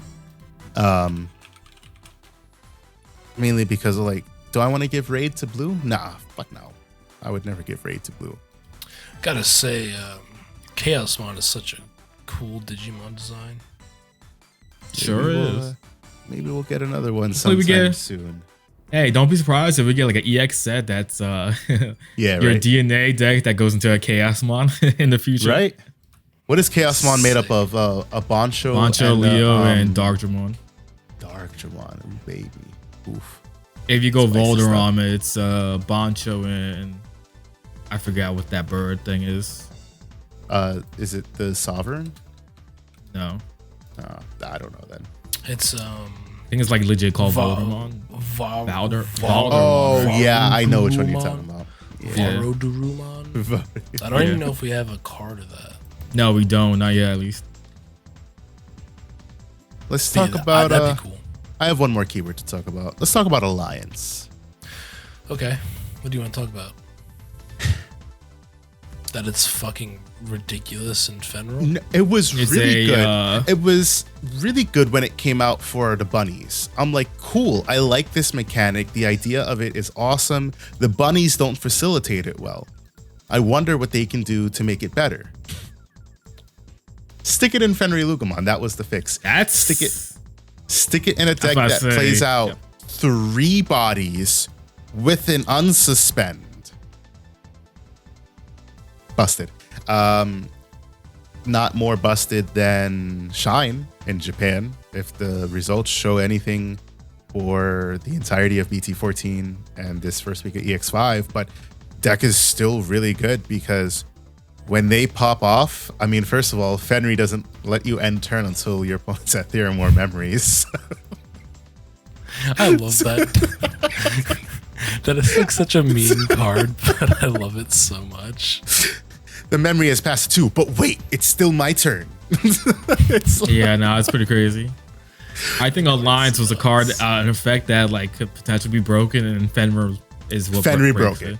For sure, exactly. I'd agree with that 110%. Like I said, like I don't like the idea of Sec Plus when you unsuspend. Granted, on Fenrir, you get just 1 additional check on that specific attack. So if you want to attack again, you have to suspend another Digimon. So there is a check and balance to that, which makes that better than just better than keeping it for the turn. Like, okay, you suspend this Digimon, you get 1000 DP and Sec +1 for the turn, which is fucking stupid because then you just drop a rookie and be like, all right, cool, swing on suspend, swing at 16k, 4 checks. Like, no, that's dumb. So speaking it out, I like the way that Fenrir facilitates it, but the fact that they spit out so many Digimon, because Hellugarmon spits 1 out, and then Fenrir spits 3 out. They spit out 4 just by doing their turn. They end on 5 most times. It's like, damn. Alliance in Fenrir.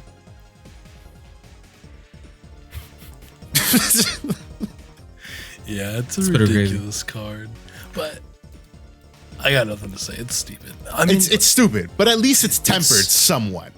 It's stupid because of the unsuspend.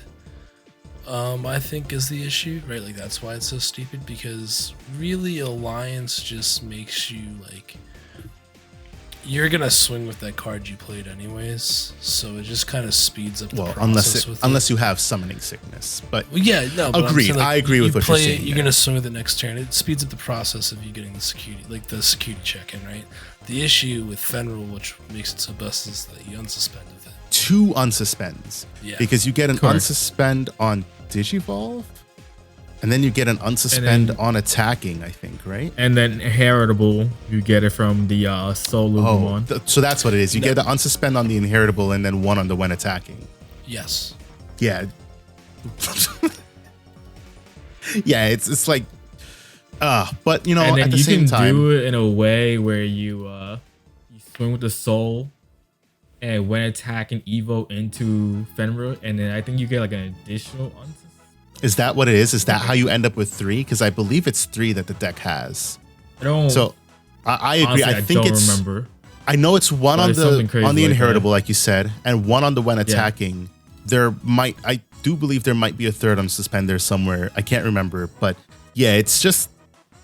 It's my problems that I didn't want to come back to the light. I was like, cool, Bandai fixed Sec +1 with unsuspends by limiting promo, and then they made Fenrir, and I was like, But at least there are some checks and balances to that, because you can get Crimson Blaze the previous turn, then you can't play Digimon out by effects. You could get a Floodgate dropped on you, because I don't think that deck has pops built into it, which is good. You can't, you have to like figure out how to get rid of your problematic cards, which is why a deck like Examon isn't better, because Examon doesn't remove things that prevent it from doing its thing other than by fucking removing it itself. It does have pops built into it. But not like like Fenrir itself when you attack. Like, right. But that's pop your Fenrir. opponents. And then I think And Helugarmon does it on deletion. Yes, Helugamon does on deletion. But like I'm fine with those. It's when it's like where Guru X that's like whatever you were trying to cuck me with, get it out of here. Like or Grandis. Whatever whatever you got set up there, suspend it, and then I'll swing into it. Unsuspend, swing, unsuspend, swing. Grandis is like the ultimate solitaire deck. Grandis is like, I literally do not care what you have going on over there, dude. That's what I'm saying. I'm like, I don't like Beelzemon. I think Beelzemon's another perfect fucking example. Full power Beelzemon. Yeah. Full power Beelzemon legit does not But matter what at your least opponent has. like Beelzemon can like fall to its own, like if it doesn't hide. What, mill itself out? I don't know. But Nah, like, bro. If I mill all my Grandis cards in is- deck, I'm winning. Like 9 times out of 10. The only hope with Grandis was like, hopefully there's an option in security. Yeah, but like Beelzemon, you're like, all right, I'm gonna trash it first couple. You'll be all But you right. know what's- Beelzemon is something. You know what's else. great? Like, I think if we had full power Grandis with the ace cards being around, like it'd be a sketchy time to do ace cards just because overflow. But Bro, I would never with- ace. I think against it's that deck. Well, no, it already a depends- sketchy time to do No, it ace depends on like cards. what the ace is facilitating. Like Zudomon, for example, if they strip all of their sources, Zudomon's gonna bounce it back to hand. That's legit the only ace that can deal with a Grandis. 'Cause I Right, don't think and any ace outside Currently, of well, on War the new Greymon, Anjay if you- Woman. if you can War Greymon and have it boosted a shit ton, but like you have to be 18k, so you have to be at the 19k, which No, the That's new not Anjay Woman can possible. actually deal with it because she is something like second attack minus one. minus. No, well, there's that. Is that what it is? No. By I'm trashing legit top or- guessing just because it's yellow.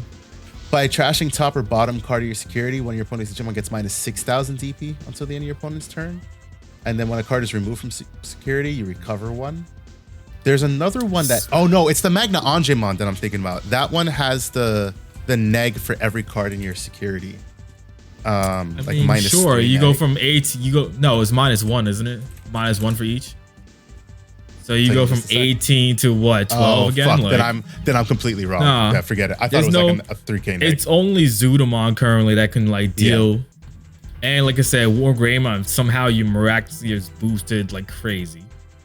Because you can Right. just block the attack, And Melga Ace, you could steal the turn, but that doesn't do any. I mean, it does do something. It does do something, yeah. Well, it doesn't matter because you're gonna get suspended and it's gonna attack into you, so you'll steal a turn back and then it'll immediately just go back to them. Exactly. So like that's why I say right, yeah. That's why I say like I think War Greymon Ace would have been the only one because if you're boosted high enough, you could be still fine.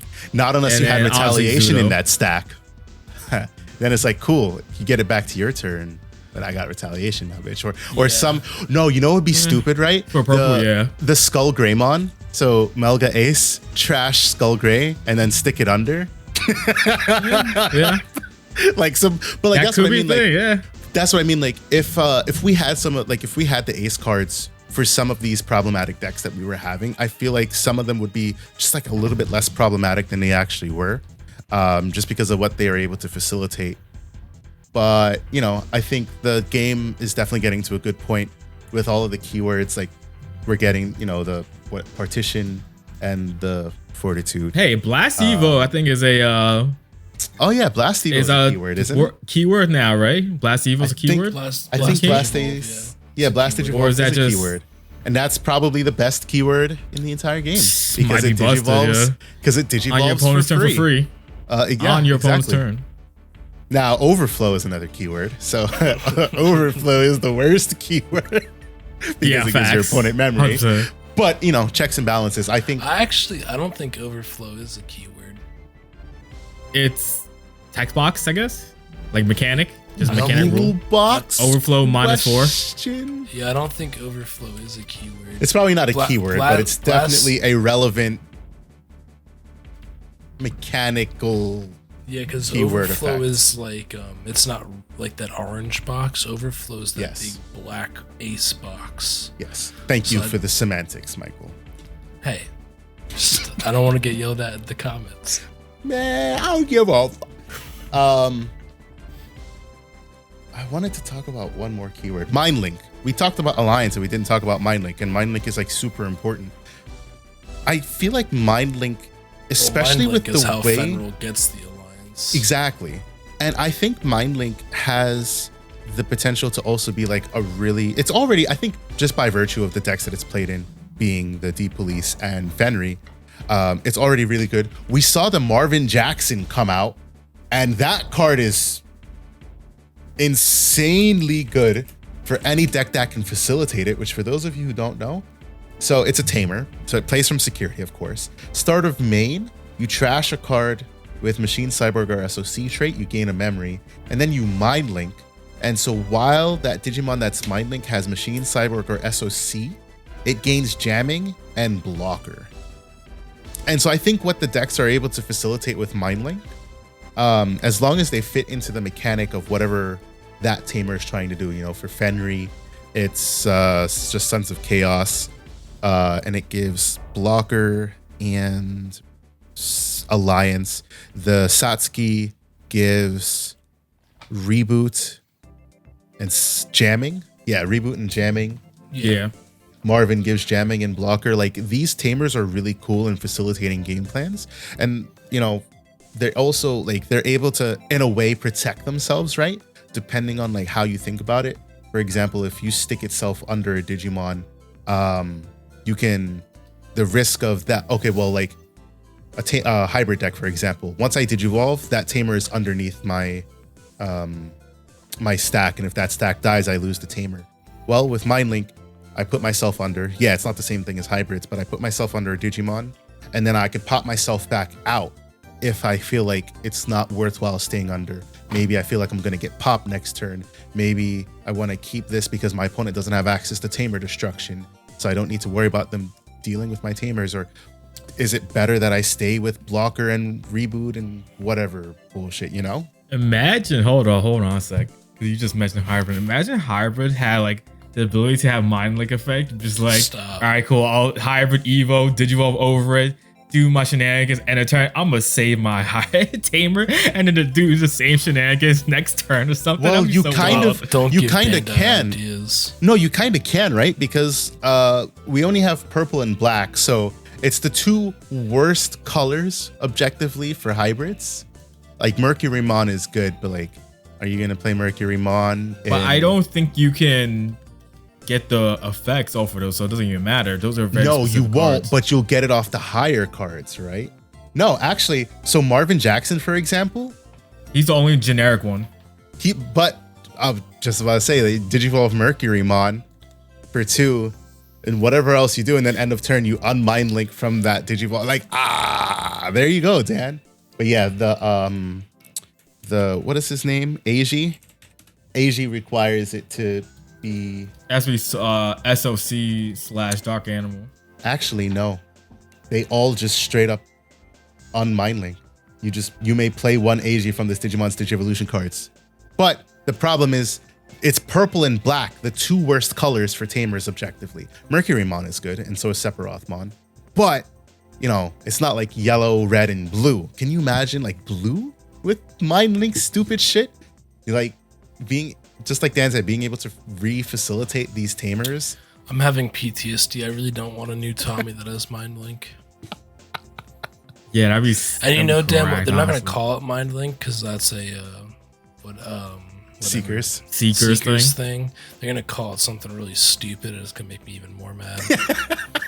Right. If they do, Especially whenever we it's get my to least the favorite season Frontiers of effect. Digimon. Yeah. Yeah, whenever we get to the Frontier set again.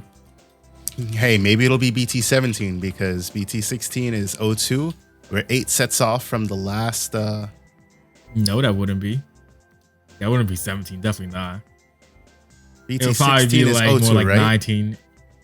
Yeah, 16 right. 02. For some reason, I always forget that Frontier is the 4th season and not the 3rd. Watch. season. This was gonna happen. We're gonna have 16 is gonna be 02, 17 is gonna be 02 part 2 somehow, and then was it 18 would be part 1 of Tamers, and then Tamers, right? 19 will be part 2 of it, and then we're gonna get 20 that's gonna be Frontiers. You know what's even dumber about it? It's just the fact that like they don't even need to be doing that. Like I understand why they do it, but they don't because there's so much material still to be had. Like people are clamoring for a V-Tamer set because Fortitude is something from V-Tamers, I was hearing from the manga. Sure. I mean, they don't have to, but I think it's fine the way they're doing it because they're not just giving one deck support. They're giving everything from those seasons good support where they're playable decks. But so we I don't also mind want seeing more. that. Like we want Cyber Sleuth. Like we want, some people want the Omnimon, like an actual Omnimon Jogres deck with Nokia. Agumon and Gabumon and Nokia. Some people want, for example, I mean, you already got yourself Arena Line, so it's not like you need a second one. But some people want V-Tamer stuff, and some people want. This guy right fucking here wants V. Yeah, I mean, it would be cool to see all that. You know what I'm saying? And then Wander Swan. Maybe we'll finally get a Millennium. Oh my goodness! Of cards. You know what I'm saying? Like maybe we'll finally get we'll some get there, we'll get lore there. revealed for all the stuff that Dan and I learned as we were looking at some cards. But that is we're an hour 42, baby. So we're gonna wrap it up, Michael, because you weren't here last week. This time and this one time only, I will let you have parting words for this season. What's your last words? Only one time? I don't get One it. time and one time only. Maybe I'll let you have one more. We'll see. Well, boys, we're gonna bring it back to the OG parting. Wrap it before you tap it, baby. Let's go. Baby. Wrap it before you tap it. Hey, listen, if you guys aren't part of the Discord, get yourselves over and join that Discord. Y'all are gonna want to know all the happenings in DGU when it happens, and not just when you listen to this podcast. So if you want to know, stay in the know. We got content coming out on a daily basis for y'all. We've got clips. You're gonna be seeing clips of this podcast at some point in the next 2 weeks. We've got deck profiles. We've got other non-deck profiles for you, So follow us on YouTube. Spread the word to your friends. Mario's got 15-some thousand subscribers. We'd like to get 15-some thousand subscribers. We know a lot of you watch Digimon. hold your group down. Hold your people help your down. Give boys us that out. subscribe. We'd appreciate it. We appreciate Mario all the has support. 17. He's got 17 He's got he's 16. at. Oh, now he's at 17. I would like Wow. half of that right now. Actually, that'd be nice. I would like 1,000. If I hit 1,000, I know I've at least given my all to pilot this channel to some decency of success. I have given it my all to try and drive this channel into the ground. Yeah, I can tell. That's why you weren't here last week, right?